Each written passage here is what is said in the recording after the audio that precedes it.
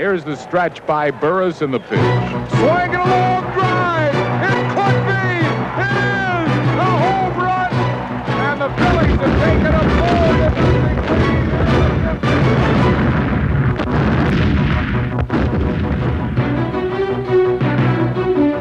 Jaworski hits off inside, running with Montgomery up the right side.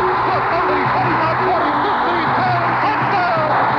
Over Montgomery!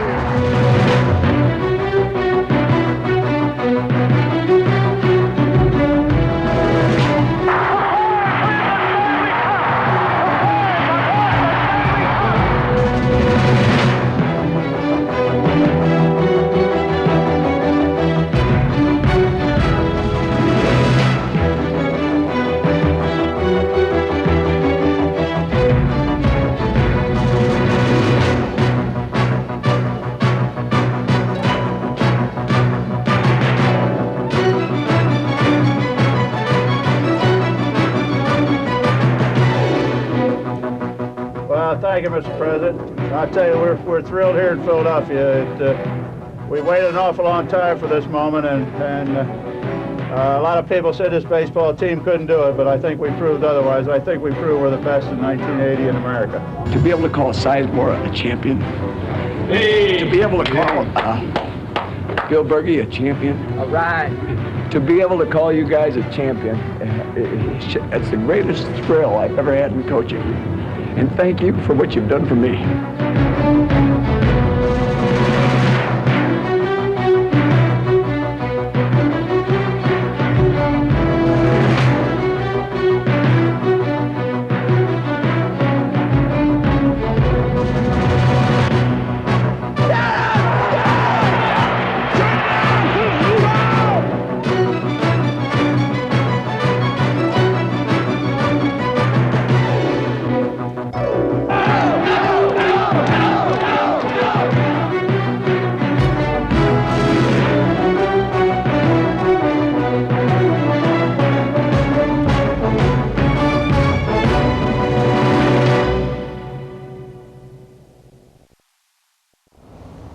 In a time of disposable culture, the Philadelphia Art Museum houses treasures that will last the ages. Everlasting also are the accomplishments of a select group of men and women who provide the greatest moments in Philadelphia sports history. Some are native Philadelphians, others we adopted as our own. All are hometown heroes, athletes who have woven a tapestry of spectacular success across our sandlots, our stadiums, and our rivers. It is the pulse of the city, the beat on the street. In Philadelphia, no sport has yielded as many heroes or magical moments than basketball. Our town has seen a dazzling array of stars, and we had figured we had seen them all, until we saw the Doctor.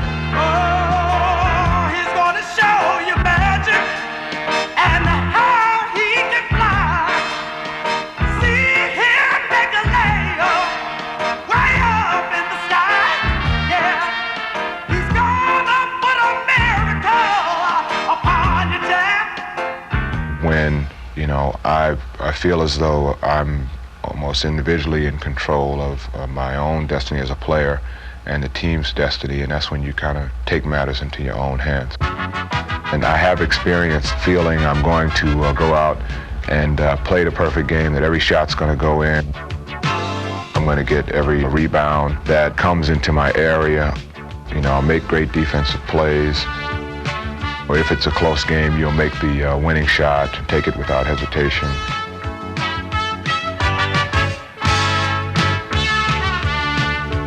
He always has this great drive, and all great players have this great drive, that they're never pleased with their performance. They're always striving to improve. I think that's what's given him that ability to just keep reaching and reaching.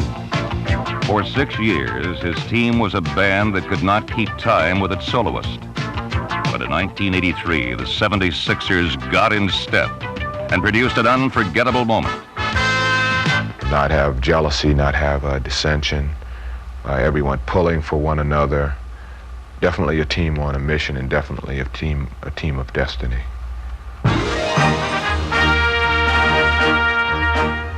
I think of the final game in the Los Angeles Lakers series when we won the World Championship. And it was almost like someone had written a script. There was so much talk about winning a championship for Julius. And here we were down to the last few minutes of the ball game, and Julius scores, I think it was 7 consecutive points to close it out and win the World Championship for the 76ers. I get goosebumps thinking about it right now. If he didn't rise to that occasion, who knows what would have happened, and we might not have won that World Championship. If I covered anything about my basketball career, it's the fact that I have been looked upon to lead men, many times men who were older, more experienced than myself, and I look at that as the true blessing. While hundreds of thousands cheered Julius Erving, Jack Kelly Jr. and his dad dominated a sport where hundreds sat on their hands.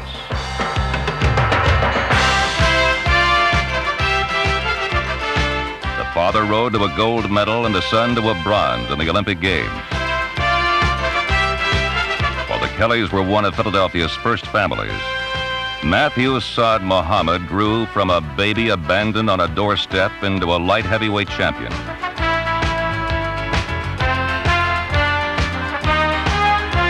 Leroy Kelly started Simon Gratz High School, and in the pros, he became the Cleveland Browns' second all-time leading rusher. Herb Adderley went from all public at Northeast High School to the Hall of Fame with the Green Bay Packers.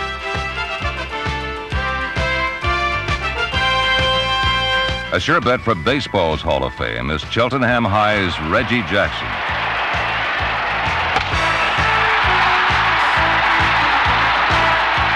Pete Rose's career-long quest for excellence moved one more step forward in Philadelphia. Off for the Bills with what probably will be his last shot at that magic 3,631 tonight. Facing Mark Littell. Ground ball in the hole, base hit left field, there it is!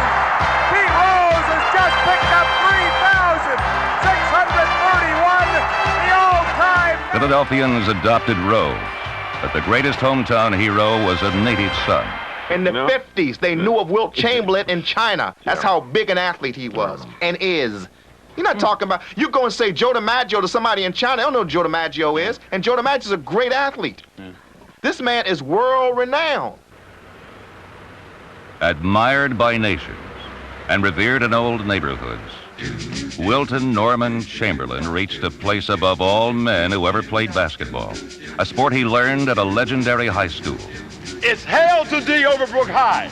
Upon the hilltop's graceful heights, aspires against the blue, there stands a school of legend bright and inspiration true. Even in his teens, Wilt seemed taller than Billy Penn. He rose above teammates and dwarfed opponents. He was bigger than life, the Paul Bunyan of the playground. You could take out the ball out the air when the offense was shooting. Right. You could take it out the air when the defense was shooting. Right. And get credit for all the points, right? All the points, right. When I called timeout at Haddington on the outside and said, don't ever touch my ball.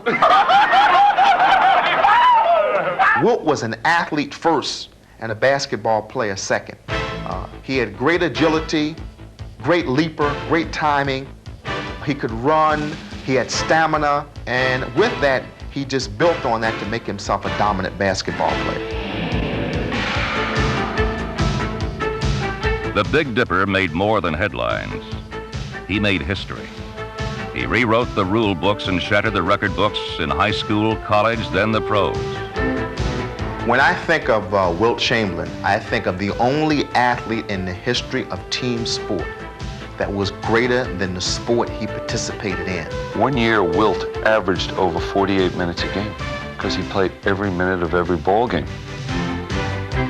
He averaged over 50 points a game one year for the Philadelphia Warriors, and he couldn't shoot foul shots, which is really frightening. 55 rebounds in one ball game.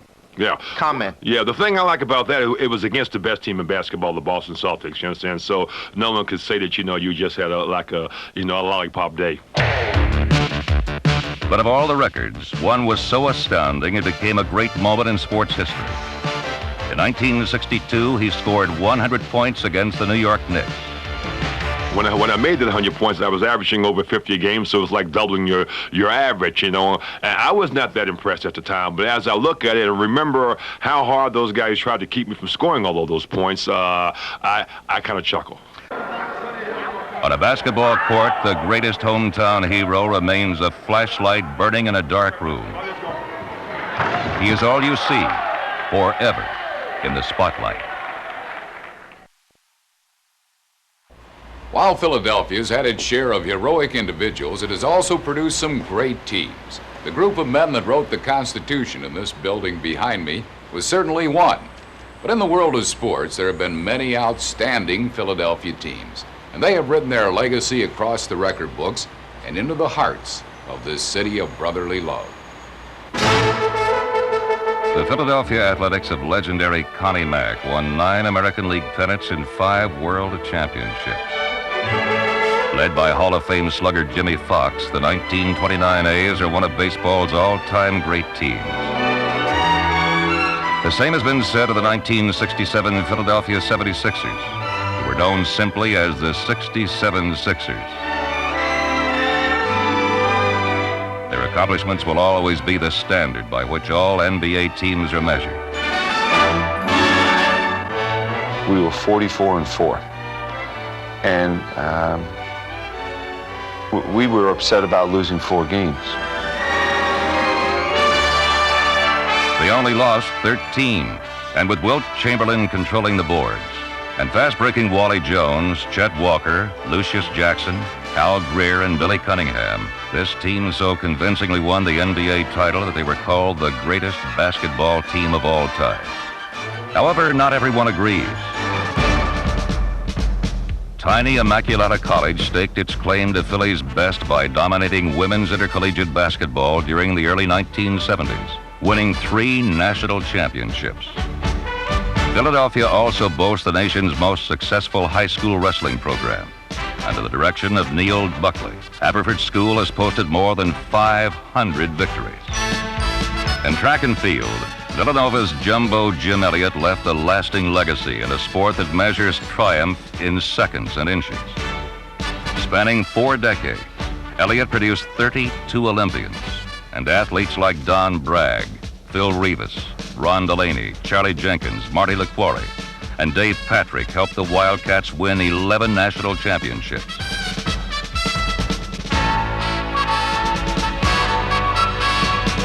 Philadelphia has been the home of many champions,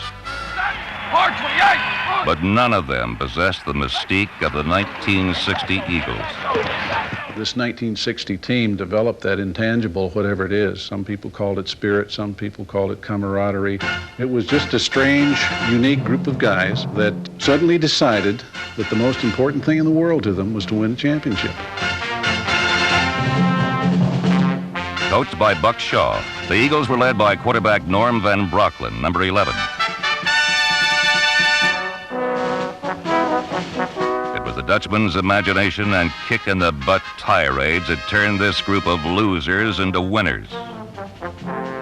As cutting as he could be, he was a lot like all of our fathers probably should have been. Even some of the linemen that wanted to punch his lights out because of what he would say in the offensive huddle. By the end of the evening, after the game was over, they'd say, "Hey, Dutch, great job." Van Brocklin's got it. Van Brocklin's going to throw. He throws into the corner. Oh, touchdown! One time, they were going to send me out, and Dutch stepped back and said to Shaw, "Get him out of here." Well, my feelings were hurt at the time, but we did win the game. There were 39 of us, and we really had no what you'd call really a big star except Norm Van Brocklin. Without old number 11, I don't know what Tommy McDonald could have ever have been. With Van Brocklin, the Eagles won 10 games and lost only 2. Victory never came easily. Caught in the air by Jimmy Carr. And it was even harder to win respect. Each day when the game would be over, we'd meet the opponents in the middle of the field, and they'd say, we wish the hell we could play you again. And we'd say, well, we'd like to, but we're too busy. We were on our way to the championship. This trip produced many jarring collisions, but none matched the hit that 35-year-old Chuck Bednarik put on the Giants' Frank Gifford. The impact preserved an important victory and propelled the Eagles into the NFL championship. What one game would stand out the 14 years that I played? I say December 26, 1960, the Green Bay Packer game. That one game of all the 280 games that I played will stick out in my mind forever. Protecting a 17-13 lead, Chuck Bednarik's tackle on the game's final play became one of the greatest moments in the history of Philadelphia sports. 67,000 people standing. What an electrifying finish to a great season and a great game. Stars up over the ball. This will be it. Stars back to throw. He takes time. He throws over the middle. It's caught at the 15. Running hard to the 7-yard line and down on the 7. I could see the clock going 11 and 10, and he's squirming and kind of, we're stalling for time. It was 2 and 1, and I looked down at him and told him, you can get up now, you blankety blank. This game is over. The game's over. The game's over. The Eagles are the champions of the world. Listen. When it comes to boxing, Philadelphia is the heavyweight champion. Fighters worldwide come here to train, and many thrilling matches have taken place within the city limits. But of all the classic Philly punchers, none did this city more proud than adopted son Smokin' Joe Frazier. By 1970, Frazier had become a heavyweight champion, achieving the title by always attacking, accepting savage blows to get inside, and overwhelm his opponent with relentless power. But many still felt Joe would not be the true champ until he defeated boxing legend Muhammad Ali. He was a guy that shot off at the mouth all the time how great he was. He had the whole world thinking that he was like untouchable, that nobody could whip him. So therefore, by winning this fight, you know, my manager told me one thing. God bless him before he died. He said, Smoke, he said, if you beat this man, said, your way is paved in the world. And he ain't lying. For the first time in history, two undefeated heavyweights met for the title.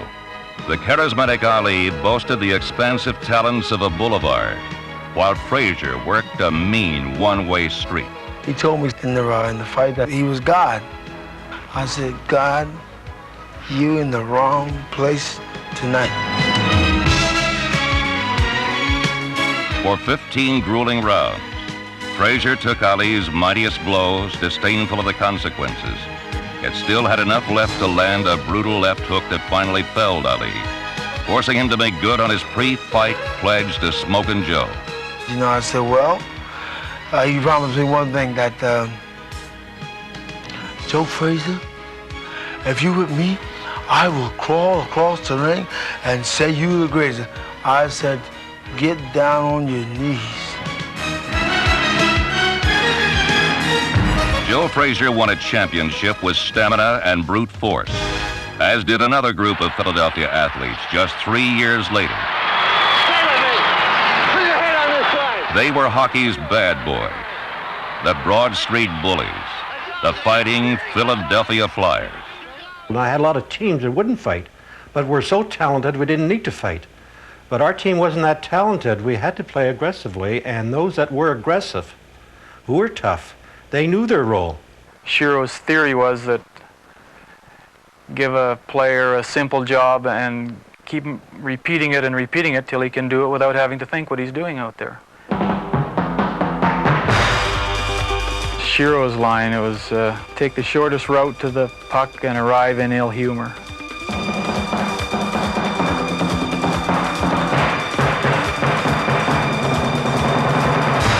Behind this mayhem was Fred Shiro's carefully designed system, held together by a French-Canadian goalie named Bernie Perron. He was the only guy on the hockey club that we couldn't replace. We could not have won without Bernie. We could have replaced anybody else on the hockey club. And he knew how significant his role was on that hockey club, and he wouldn't let anybody down. Bernie was possibly the best goalie that ever lived. And I said, Bertie, how do you know when you're ready? He says, Freddie, if you hear me hollering, shoot the puck, that means I'm ready. I want the puck. I know I can stop anything in the world. But if I say nothing, I'm frightened stiff. The Flyers' courage came from a gutty diabetic named Bobby Clark, the youngest team captain in NHL history. Schultz behind the net, centers, Wet, finds it, Clark, shot, oh, rebound, score! Bobby Clark, The greatest captain that ever lived in any sport, and the most competitive athlete I've ever seen in any sport. He led us all the way, both on and off the ice. Yeah, I think he's the finest person I ever met in my life, believe me. He used to give me $1,000 worth of clothes every year. I said, why are you giving me these clothes? A certificate for $1,000 for clothes. He says, Freddie, you're the coach and you dress like a bum. And we don't like it. We want you to look nice.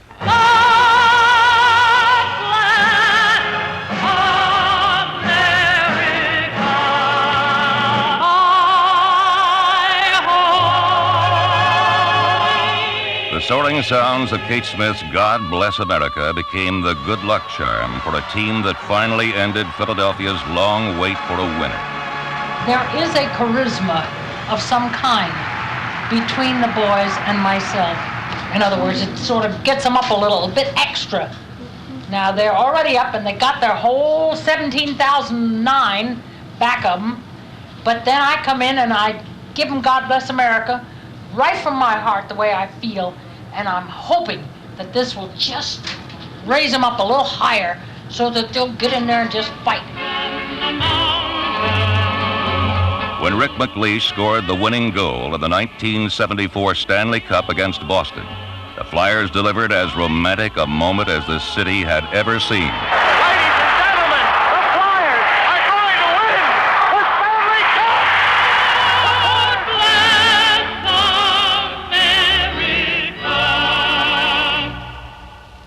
Well, I remember the last game against the Bruins. I says, we will win together now, and we will walk together forever.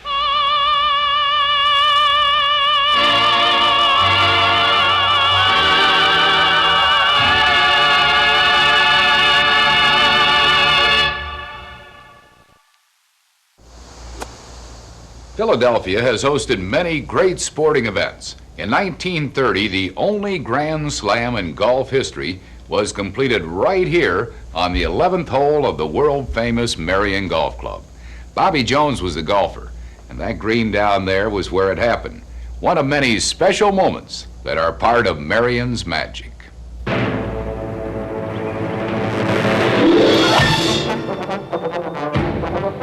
Perhaps the most famous moment at Merion took place in 1971. The year Jack Nicklaus and Lee Trevino staged an 18-hole playoff to decide the U.S. Open Championship.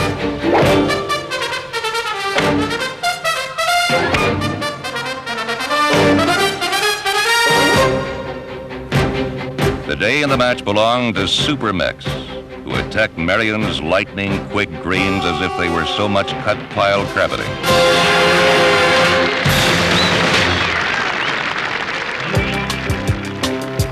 Franklin Field has hosted the world-famous Penn Relays every year since 1895.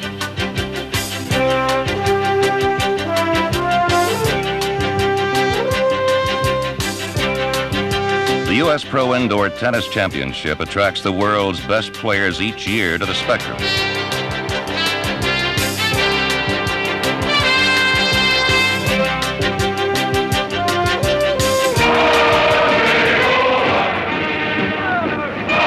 And of course, what college football season would be complete without the Army-Navy game live from South Philly, the most historic of which took place in 1946. Army coach Red Blake brought the legendary Mr. Inside and Mr. Outside to town, and it took all their resilience to avoid what could have been the greatest upset in college football history. We were on a win streak of about 30 games. We hadn't lost a game in 3 years. The game starts off, we go right down, score. Of course, we were going in at the halftime, figuring, well, should we make it 48-0 or 55-0, some big score. Well, to make a long story short, I think we kicked off to them the second half. They came down and scored. Then from there on, it was all their ball game. And when the gun blew, they were on our 4-yard line, and the score was 21-18. They had 4 downs to try to make it and didn't make it. So we came that close to getting beat, and if we'd have been beaten that day, well, everything we had accomplished for 3 years prior would have gone right down the tubes. Some of the most sizzling moments in Philadelphia sports history have occurred outside the city. Under 30 seconds left in the game. From here on in, Pizarczyk can just fall on the football and there is nothing the Eagles can do. And Pizarczyk fumbles the football. It's picked up by Herman Edwards. 15, 10, 5, touchdown Eagles! I don't believe it! I don't believe it! I do not believe what has occurred here, ladies and gentlemen. Talk about miracles, folks. I do not believe this one, but it has happened as the Eagles beat the Giants 19-17 before a shocked crowd at the Meadowlands. The 1950 Philadelphia Phillies also had a flair for dramatic endings. The legendary Whiz Kids. It surprises me as I look back that people remember that club so well. Because they didn't do that much. In 1950, the Whiz Kids blew a 6-game lead, and by the season's final weekend, needed 1 win in a 3-game series at Ebbets Field to clinch the pennant. The Dodgers took the first 2. Now, if we lose the last game of the season, which is a Sunday, we're tied, and we'd have had to go into a playoff. Dick Sisler hit the 3-run home run in the top of the 10th inning. We were tied 1-1, and that was it.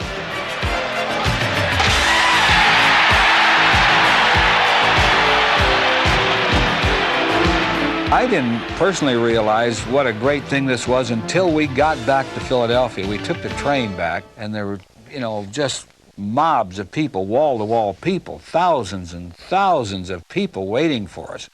And that's, I think, when I realized, boy, what a great thing this was. And I think we all thought this would probably happen again a few times. It never did. I guess we should have enjoyed that first one a little more. The first one is always the best, as the Villanova Wildcats will attest.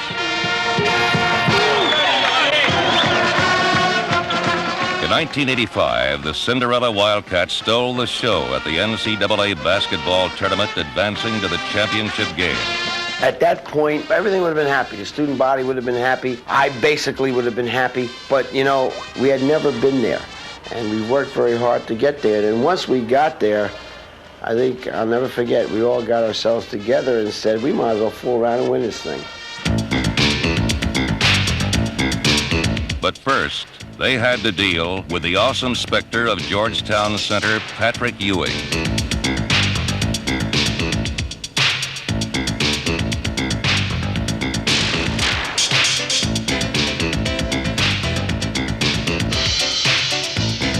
I don't think we were the best team in the tournament, but I also think that we had as good a character as any team in the tournament.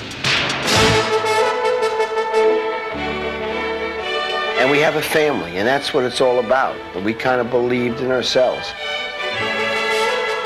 We took good shots. We didn't get impatient. We didn't get crazy. We just came down, we set up our offense, and no one took a bad shot. In fact, no one took a bad shot. And that's why the ball went in the basket so many times with such great consistency. Broadnax is having to help out inside. Jensen puts Villanova ahead at the 2:35 mark. Ice water in his veins. They gave him the shot and he took it. This would be one of the greatest upsets in the history of championship games of the NCAA tournament.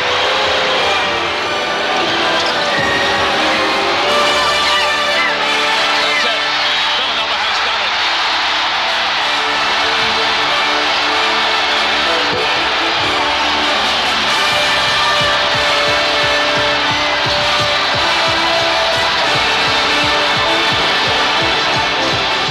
It's a moment that we probably will never, ever forget. And it was great for the people of Philadelphia, I think. I think it's just terrific. And I'm very, very excited at, being a part of this great city and being a part of everything that took place. And hopefully maybe we'd have an opportunity to do it again. June 21st, 1964, Father's Day, and the first day of summer. It was a perfect day at the beach, and a perfect day for Phillies pitcher Jim Bunning, who was working that afternoon at Shea Stadium in New York. If you were one of the lucky ones tuned to the game, you would have heard Jim Bunning make history. The batter is Charlie Smith, and here we go. That day was a very warm day, the kind I like. And when I walked out for the ninth inning, I told Trianis, I said, hey, Gus, 3 more and it's all over. Let's have some fun. Come on. The slender father of 7 here on Father's Day. In 8 innings has retired 24 straight men. And I knew that I had a perfect game going, and I knew that the conditions were pretty good for that kind of a game because we had just got blown away the day before by the Mets. That's the perfect time to pitch after all that elation. Now they go out and face reality. The shortstop, Bobby Wine, is in foul ground. 1 out. Now George Altman is coming out. Real good left-hand hitter, and Bunning is really going to have to earn it. The only way I had good success with Altman was to stay in on him. So the first 2 pitches were hard sliders right in on his fist. High ball, it might go foul. He fouled the ball off twice. And then we went away with a curveball, and it was all over. He couldn't stay back. Jim Bunning is 1 out from a perfect ball game. The crowd is right on the edge of their seats. If he gets Johnny Stevenson, you'll hear the roar go up.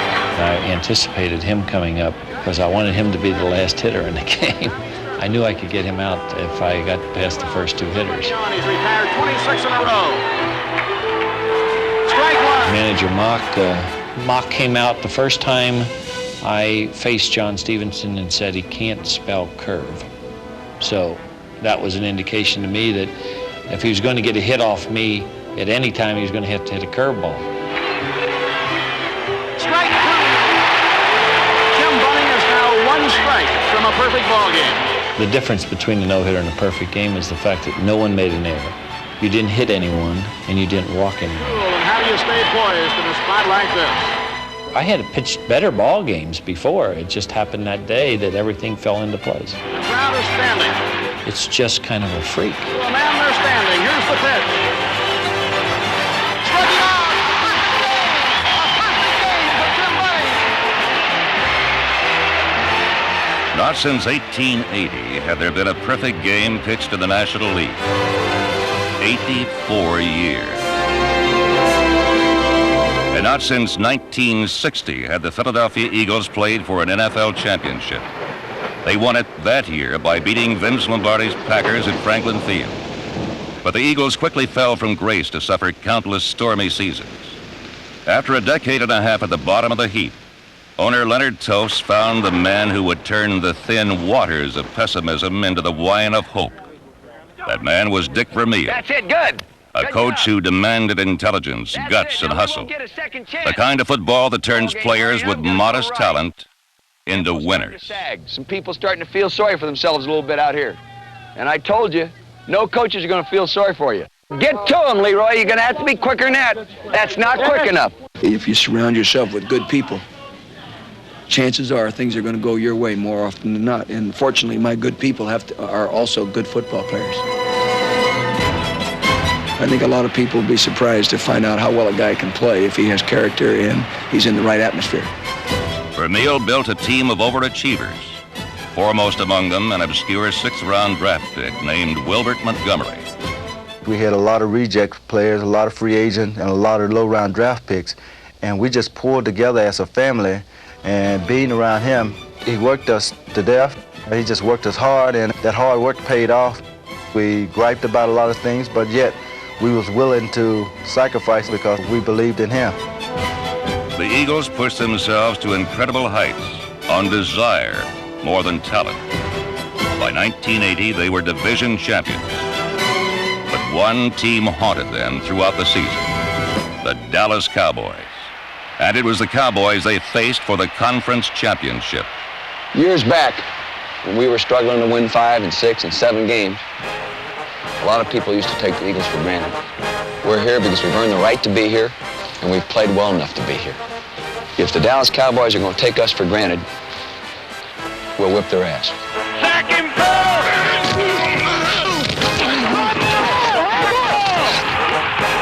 All right, slot split. I want 47 slant. Should be there, Dick. Should be there. Second down and 10, the Cowboys with 6 defensive backs. Jaworski gives off inside, running with Montgomery up the right side. The 30, 25, 40, touchdown!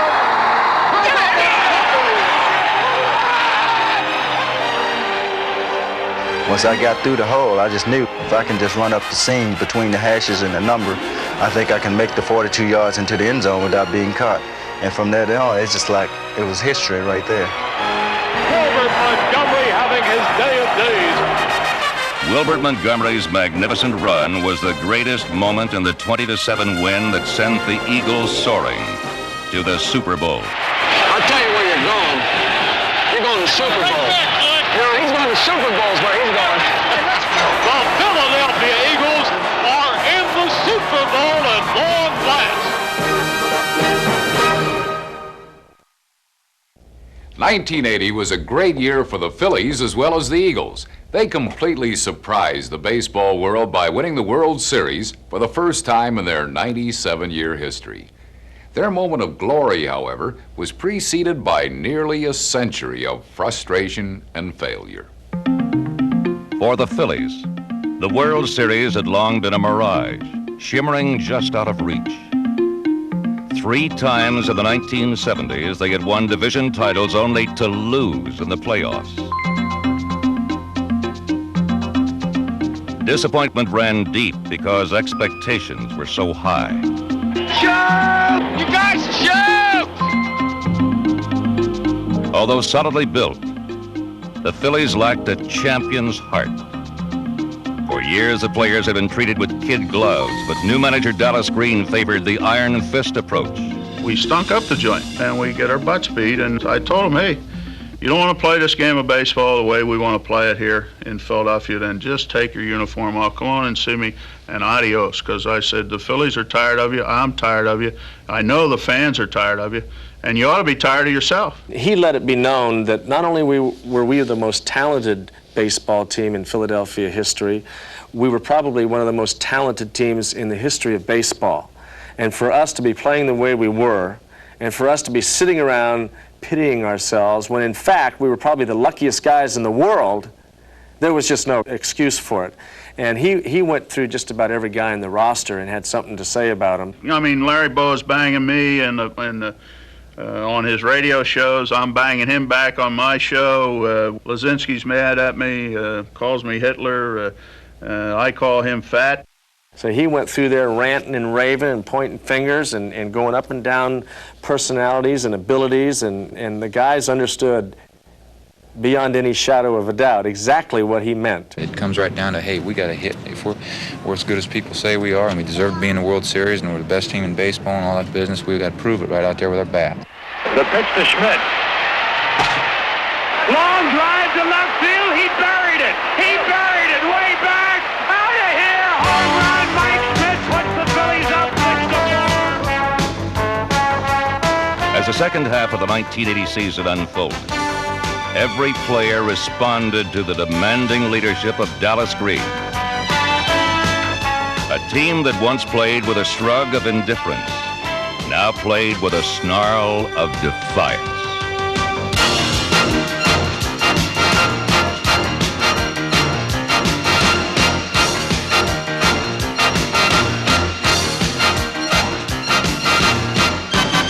In the playoffs, the Phillies conquered the Houston Astros, the odds, and their own image. They won 2 games out of 3 on Houston's home field, rallying from behind in the final game.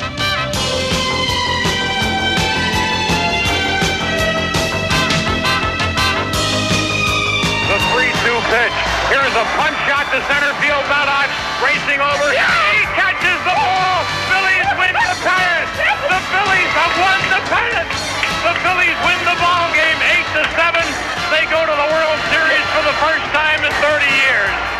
Coming together as a team was that playoff series against Houston. All the banging and screaming and yelling that we had done each other, it was gone. We recognized that we had grown up as a baseball team and that we were winners.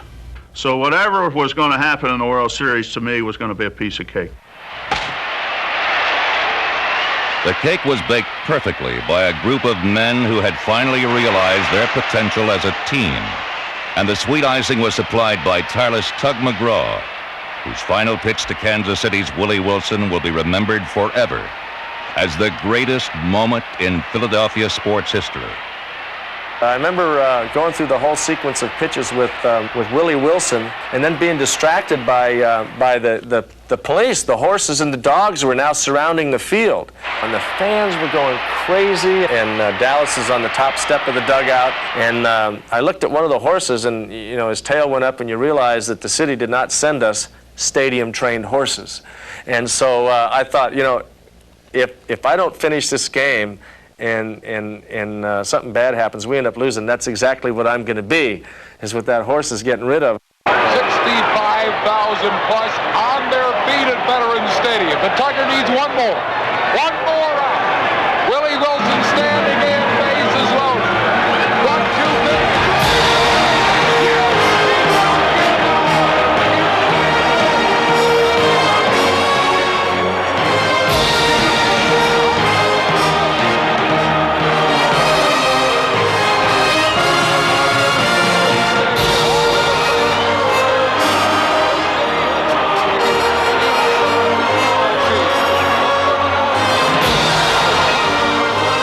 Moments have run like a golden thread through the fabric of Philadelphia sports.